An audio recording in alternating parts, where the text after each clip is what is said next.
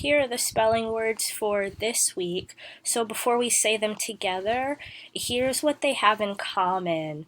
They all have the vowel consonant, consonant vowel pattern in them. So if you remember, we did talk about the difference between vowels and consonants. The vowels are A, E, I, O, and U, and that leaves all of the other letters as the consonants. So I'm just going to show you really quickly the pattern inside of the words for this week, and then we can say the words one time each. So here's the word bucket, and inside of the word bucket, you've got the vowel U, which is followed by two consonants, C, K, and then it's closed in by another vowel, the letter E. Here's another word, formal. It's also got that vowel, consonant, consonant, vowel on the inside of the word. So the vowel is the O, and then there are two consonants, RM, followed by the vowel A.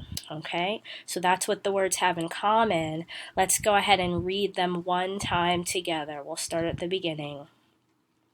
Poster, secret, weather, author, rocket, bushel, agree, bucket, ticket, declare, chicken, clothing, apron, whiskers, degree, gather, achieve, rather, bracket, machine, famous, capture, finish, narrow, formal, curtain, timber, and disturb.